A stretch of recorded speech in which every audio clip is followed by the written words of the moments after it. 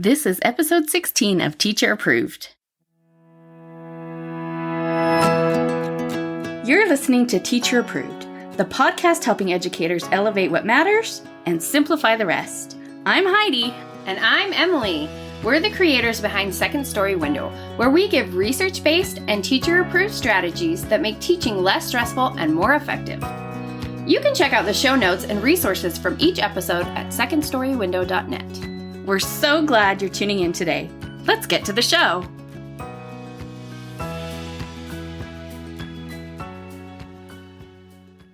Hey there, thanks for joining us today.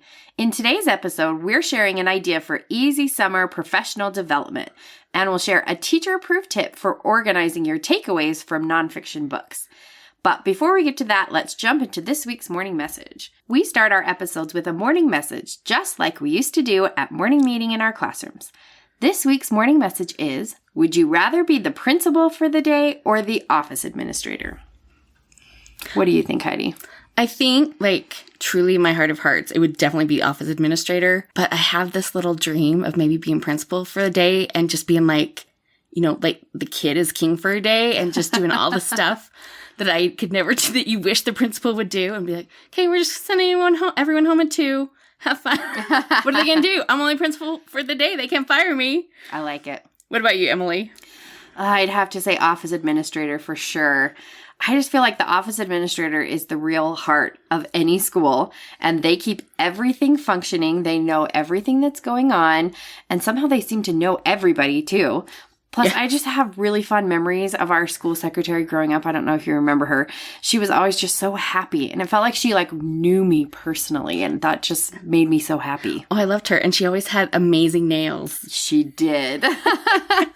And we have a couple responses from some people in our community. Cassidy said, the office administrator, because I love pens and Post-its. And we know her, she really does. She also said, and I don't want to deal with what principals deal with, which is for sure why I don't want to do the principal thing. And Carrie Ann said, office administrator. All the students know and love them because they help them feel better when they're sick and call parents when they need something. And they're just always smiling and kind, and they don't have to deal with the discipline issues. That's definitely a win. But you have to teach them how to use phones because they don't know how to do that. Yes, we have established that recently with my own children. So I think we're all on the same page that office administrator, they definitely do all the hard work, but they're also the most amazing. So that's who we'd want to be. Summer can be a great time to work on professional development, but that doesn't have to mean taking a lot of heavy-duty trainings if you have that option. Luckily. One of my favorite ways to work in professional development is by reading an educational book to help expand my teaching expertise and then give me some new ideas for the upcoming school year. So today we're going to share some of our favorite professional development books and also what new ones we're planning to read this summer. Consider this a little book tasting to give you some ideas for a professional development book you may want to pick this summer. So we're starting with our favorite, The First 6 Weeks of School from the Responsive Classroom. And the summary is, watch children's learning blossom all year long when you lay the groundwork with the help of this classic, comprehensive guidebook for K-6 teachers. Day by day and week by week, the first 6 weeks of school shows you how to set students up for a year of engaged and productive learning. This is a title that I came back to every year that I taught school. Oh, for sure. I appreciated the suggestions, and it had really concrete tools for how to structure those first weeks of schools in powerful ways so that you're affirming that new little crop of students, but you're also, from the jump, you are starting to design a safe, nurturing classroom culture. And it just walks you through things that, hadn't occurred to me before reading this book, walk through a fire drill before you have to do a fire drill. Yes. Stuff that means a lot, but you maybe don't consider doing. So it's very helpful. And it's just so many good reminders. So even if you don't fully reread it, revisiting it every summer is really helpful. Absolutely. Our second recommendation is Tools for Teaching by Fred Jones. In Tools for Teaching, Dr. Jones describes the skills by which exceptional teachers make the classroom a place of success and enjoyment for both themselves and their students. Tools for Teaching integrates the management of discipline, instruction, and motivation into a system that allows you to reduce the stress of teaching by preventing most management headaches. Preventing's the key there. Yes. These skills are made accessible through practical, down-to-earth language and detailed examples and illustrations. This book changed my teaching. I devoured it between my first and second years of teaching way back in 2002. But it is one I still refer to. It is a hefty book. It's not a little one, but it is full of vital information about how to prevent classroom issues before they even become a problem, and then what to do if some get through the net, and then how you can maximize your instruction for the most impact. It really has lots of clear takeaways and how to implement things. They talk about like channeling your inner Queen Victoria when a student is acting up and like, you are cool, calm, and collected. This little ruffian can't ruffle you. And I, for sure, like when a kid is acting up, 100% I have that picture of Queen Victoria in my brain. You imagine you're putting on your crown. Yes, walking over there with my scepter. And the illustrations in this are golden. They're so funny. And I feel like this is just such a great book for new teachers, a good gift to give to new teachers. In fact, I gifted it to my sister-in-law last year when she got a classroom teaching job. The next recommendation is The First Days of School by Harry Wong. The First Days of School book walks a teacher, either novice or veteran, through structuring and organizing a classroom for success that can be applied at any time of the year or at any grade level, pre-K through college. College. I'm impressed that they're making that claim. But this book is a classic for a reason. Wong cuts through all the noise and he just lays out everything in clear steps. We don't 100% agree with all of his ideas in this book, but the good stuff in there is so good, it's worth the read. And our next recommendation is The Joyful Classroom by Responsive Classroom. You may notice a theme here. We love a responsive classroom book. I don't think they've ever steered me wrong. It's so true. Light the spark of learning in your students. Teachers know it instinctively. Research bears it out. Students learn more and with more joy when offered intriguing lessons that connect with their lives and interests while challenging them to stretch and grow. So we did this book as a summer book club read a few years back. We ran this for a group of teachers in our Facebook group, and everyone really loved it. And this book really lends itself well to a teacher's summertime read because it's full of clear takeaways, but it isn't heavy or technical. It breaks down the components of engaged learning and explains how to implement them. Plus, it's got lots of pictures, which I always enjoy, and it's just a really easy read that will make you excited to get back to school and try out some of the new ideas. It really is a perfect summer read, and really, the pictures are A+. Mm-hmm. So next on our list is Unpack Your Impact by Naomi O'Brien and Lanisha Tabb. O'Brien and Tabb explain how to provide students with a deep but achievable understanding of global social systems as they're transformed by history, sociology, economics, geography, and civics. And because the Unpack Your Impact curriculum can be folded into existing lessons for almost any topic, students garner an appreciation for how all learning shapes and is shaped by a diverse array of human cultures. Unpack Your Impact shows that primary teachers can make a positive impact individually and globally. So I feel like this is the social studies training I needed in college. My social studies training was really weak. It was basically just learning how like younger grades focus on self and family, and you slowly build up through like neighborhood, community, and state. Yep, same. And then the class took turns doing book talks on picture books related to social studies, and that was it for the semester. Yep. And that's really sad because we were in that program 5 years apart. Yep. So I've never really felt well equipped to teach social studies, and clearly I'm not alone with Emily here. So I just love that these two authors look at the huge umbrella of social studies, everything that can be folded into that, like economics and history and civics. And then they show that how even our little learners can do real thinking in those areas. I think that's such a powerful skill to give kids in this era of such global connectivity, is just to be able to see these patterns and connections. And it's so nice to see a book that tackles this topic aimed specifically at the younger grades, because it feels like sometimes the books are for older kids.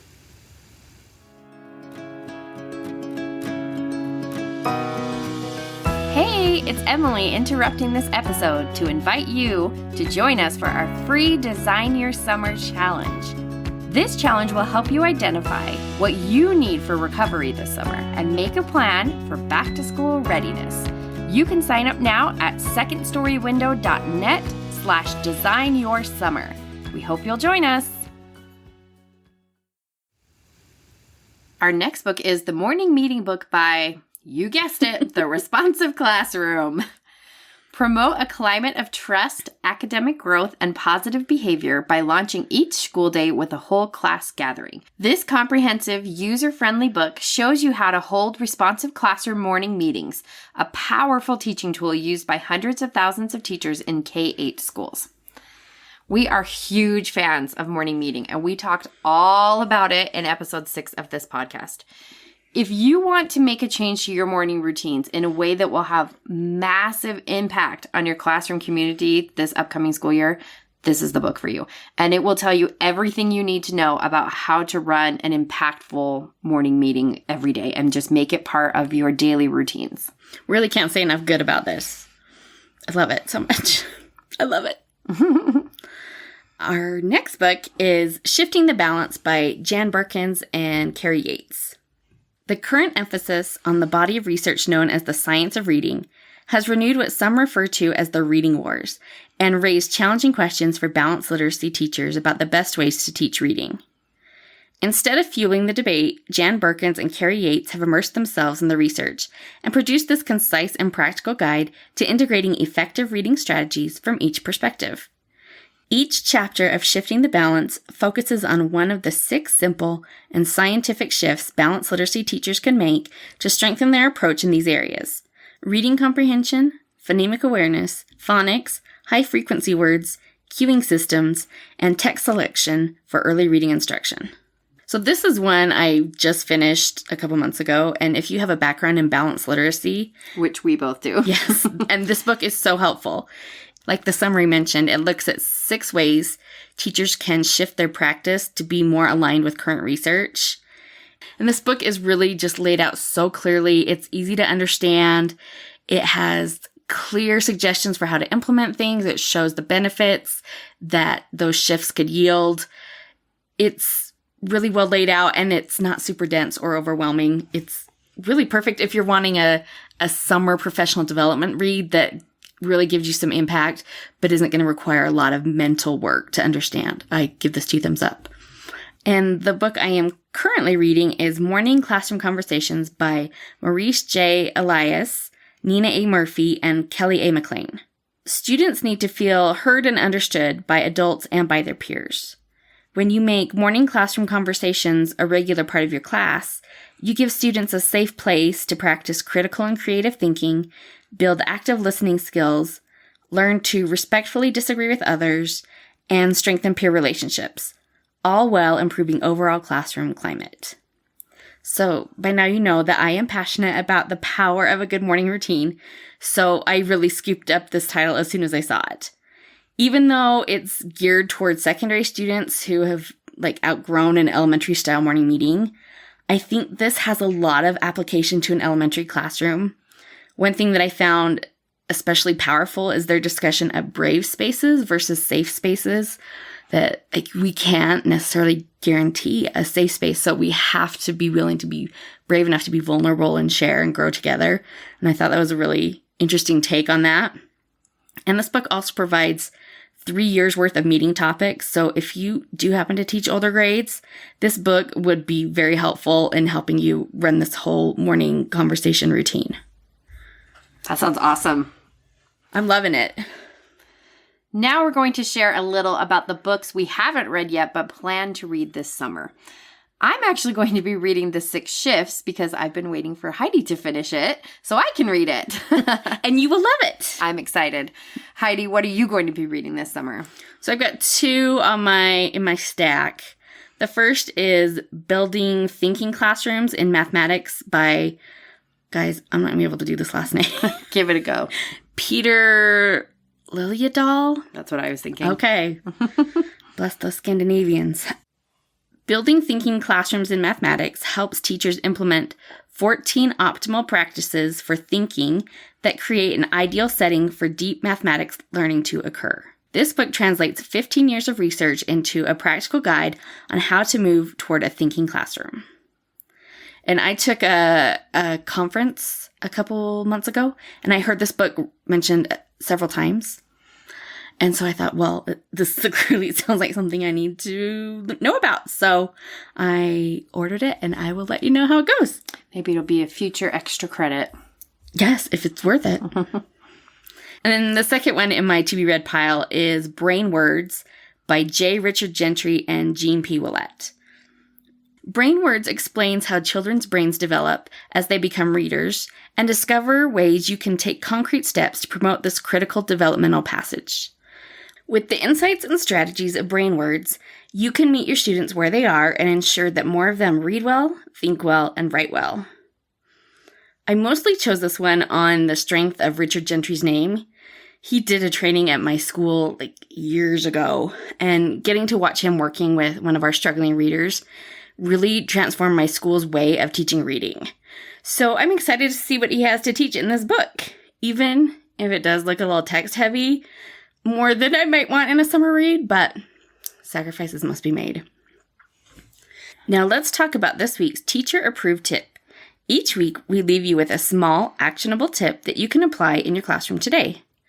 This week's teacher-approved tip is read nonfiction books on an e-reader. If it's a book that you're likely going to want to reference in the future, you can highlight and make notes, anything you want to remember, and then you can export the notes and have it emailed to yourself as a PDF. So then that is available for any future reference you might need. So I set up a folder in my email to store all of my notes there. And so if I need to reference anything, I can pull up the notes for the specific book I want to reference, and then I can just do a Control F to find whatever I'm looking for in the PDF. And that has just saved me so much time and so many headaches. And it's nice when I'm reading a book to be like, oh, I'm going to need to remember this at such and such time, or maybe this will be a good podcast episode or something. So I can make sure and note all that, and then it's easy to reference when I need it. When you told me this idea the other day, it blew my mind. Thank you. I have to start it. I'm so smart. And if you do any professional development reading over the summer, maybe that will be handy for you too. To wrap up the show, we're sharing what we're giving extra credit to this week. Heidi, what are you giving extra credit to this week? Well, let's get in a time machine and go back 12 years. I am giving extra credit to Where'd You Go, Bernadette? Which my neighborhood book club just read, and I've always meant to get around to it because I've heard it's good. And it really was good. I loved it. And I read it so long ago, I can barely remember it. It was so well done and just kept me guessing the whole time. So A+ if you want a non-professional development book to read. I really like that one. How about you, Emily? What's your extra credit? Well, if you're tired of reading, I'm giving extra credit to The Floor is Lava, which is a silly game show on Netflix. I think the first season came out in 2020. That sounds right. And season 2 just came out. On this show, teams of 3 compete to get all the members of their team across a room where the floor is lava.